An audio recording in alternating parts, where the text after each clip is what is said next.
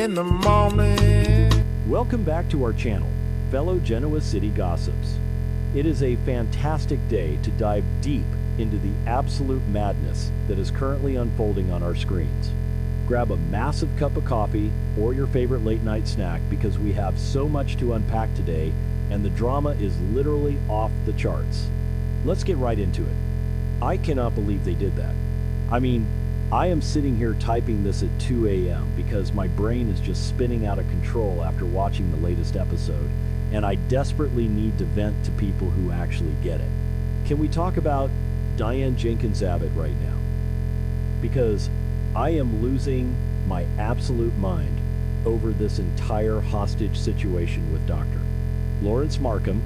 I'm sorry, but watching Diane trapped in that creepy, heavily fortified house is giving me the worst kind of anxiety, but at the same time, I am so here for it. And I know some people are loving this whole damsel in distress vibe, but personally, I am just waiting for the old, ruthless Diane to snap and tear that place apart. Because, let's be real, Diane is not the kind of woman who just sits around waiting for a knight in shining armor to rescue her. She is a survivor. She is a schemer. And right now, she is playing the most dangerous game of cat and mouse I have seen on this show in years. I've been watching this show since 2015, and this is honestly one of the most intense, edge-of-your-seat storylines they've done with her. Remember when they tried this kind of captivity plot with other characters? Yeah, didn't work then either, because those characters just cried in a corner and waited for the men to save them. But Diane? Oh no. Diane faked her own death back in 2011 with Deacon Sharp. She used a literal corpse from the morgue to frame Nikki Newman and let Jack and Kyle mourn her for a violent death for over a decade. A decade. You do not pull off a stunt like that unless you have ice water in your veins. So seeing her now, trapped in Markham's twisted little clinic house, playing the role of the cooperative, obedient patient, it is a total masterclass in manipulation. I am watching her stroke his massive ego, telling him how much his therapy is helping her, and I am just screaming at my television because I know exactly what she is doing. She is lulling him into a false sense of security. She is making him feel like he is the smartest guy in the room, which is exactly how you take down an arrogant, controlling psycho. And that brings me to the sleeping pills. Oh my gosh, the sleeping pills. Diane's sudden, almost frantic desperation for sleeping medication is the most brilliant, sneaky move ever. She is pushing Markham so hard for a prescription, claiming she's just so exhausted and needs proper rest so she can fully focus on their therapy sessions. I mean, come on. Does anyone actually believe Diane wants to get a good night's sleep so she can talk about her feelings with her kidnapper? Absolutely not. She is totally plotting to stockpile those pills. She is in absolute survival mode right now, and every single thing she does is calculated down to the millisecond. But wait, I'm getting ahead of myself. Let me just process how incredibly tense those scenes were. The way she looks at him, with those wide, innocent eyes, begging for something stronger than the useless homeopathic garbage he's been giving her. It is chilling. She knows exactly how to play the victim when she needs to, and she is using every ounce of her charm to get her hands on a weapon. Because in that house, a bottle of sleeping pills is a weapon. So, what is her secret plan for those pills? It is so obvious, and yet I am terrified it's going to go wrong. If she can secure enough of that medication, she is 100% going to dissolve them into Markham's drink the second he turns his back. Can you even imagine the suspense of that scene? I am already biting my nails just thinking about it. She's going to have to wait for the perfect moment, maybe when he's distracted by his own delusions of grandeur, and slip the crushed pills into his coffee or water. And then she has to sit there. She has to sit across from him, smiling, pretending everything is completely normal, while she waits for the drugs to kick in. The absolute nerve it would take to pull that off. Because if he catches her, If he notices a weird taste or sees residue in the glass, he will lock her in a soundproof basement and throw away the key.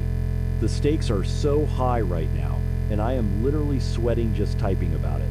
But honestly, she has no choice. She has to act now. Because outside that house, everything is falling apart. Okay, back to the point, but I just have to mention the absolute chaos happening with Jack and Kyle.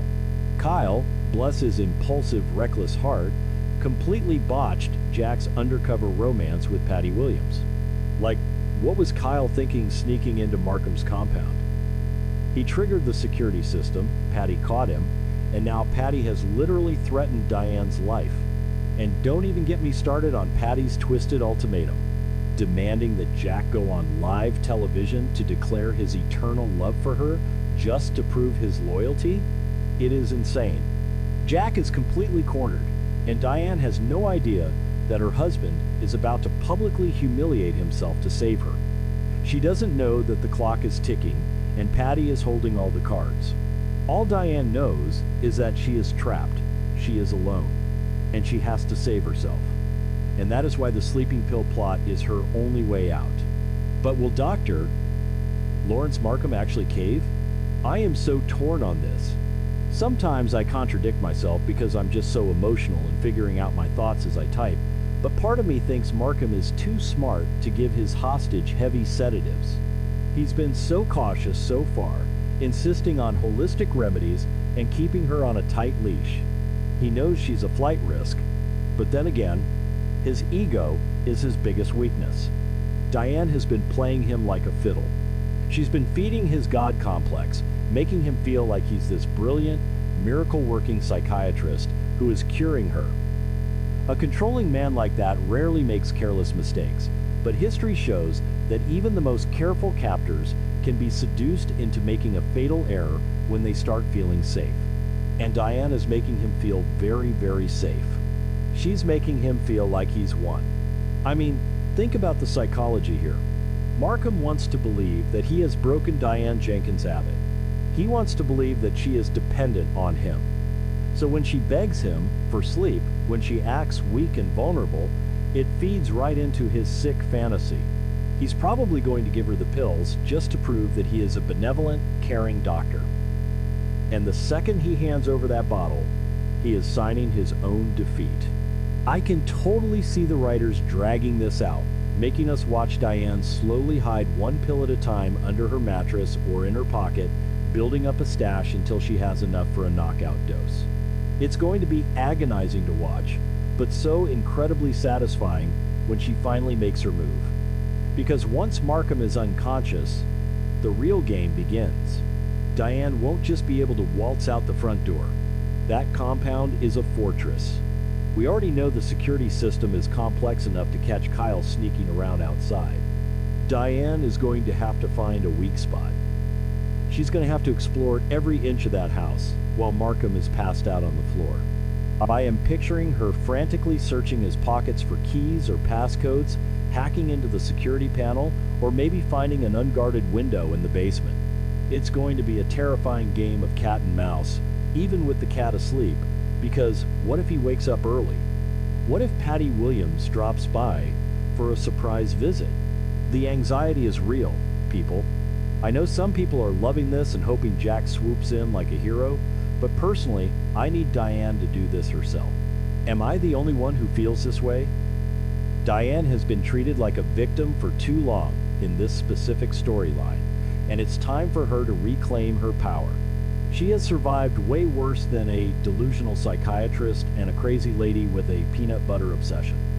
She survived the absolute wrath of Victor Newman. For crying out loud, you do not bet against Diane Jenkins Abbott. It is just a fundamentally stupid thing to do. She is going to get those pills, she is going to drug that man, and she is going to break out of that house if she has to tear the walls down with her bare hands. And let's talk about the potential collision course here. Imagine the cinematic perfection of Diane finally breaking out, running through the woods or the compound grounds, just as Jack and Kyle arrive for a desperate rescue mission. Imagine Patty Williams showing up at the exact same time, completely unhinged, because Jack either refused her TV ultimatum or tried to trick her again. It would be an absolute bloodbath of drama. The doctor waking up groggy and furious, Patty losing her mind, Jack and Kyle fighting to protect Diane, and Diane standing there like the absolute queen she is, having already saved herself. I want this so badly. The writers need to give us this payoff because we have suffered through enough of Patty's creepy manipulations. Because let's be honest, Diane deserves this win.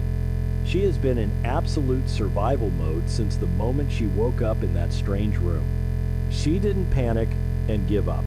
She assessed her situation, realized she was dealing with a psycho, and immediately started formulating a plan. That is the Diane we know and love. She reads between the lines.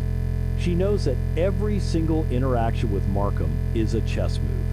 Her sudden, frantic search for medication isn't a sign of weakness, it's a sign of a predator preparing to strike. She is gathering her weapons. She is calculating her odds, and she is going to strike when he least expects it. I am just so invested in this. I mean, I'm sitting here typing furiously because the stakes haven't felt this real in months. Usually, it's just corporate boardroom drama, which I love, don't get me wrong, but this is life or death. Patty Williams is a wild card. We all know her history. We all know she is capable of extreme violence when she feels cornered or betrayed. And right now, Patty feels betrayed by Jack. She is a ticking time bomb, and Diane is sitting right at ground zero. If Diane doesn't get out of that house using her sleeping pill plot, Patty might just bypass the TV ultimatum and order Markham to get rid of her. Diane doesn't know about the TV ultimatum, but her instincts are screaming at her that her time is running out. That's why she's pushing so hard for the pills. Her gut is telling her that the walls are closing in. So, here is my final prediction, and I am sticking to it even if I contradict myself later when the next episode airs. Doctor, Markham is going to cave. He is going to give her the pills because his massive, fragile male ego cannot handle the idea that he isn't providing the best care for his cooperative little patient. Diane is going to hoard them. She's going to crush them up, maybe using a book or a lamp in her room. She is going to wait for him to bring her a meal or a drink, distract him with a compliment about his brilliant mind, and slip the powder into his cup. He's going to drink it, pass out, and Diane is going to make her grand escape. It's going to be the most epic, satisfying moment of the season, and if the writers mess this up, I am going to riot.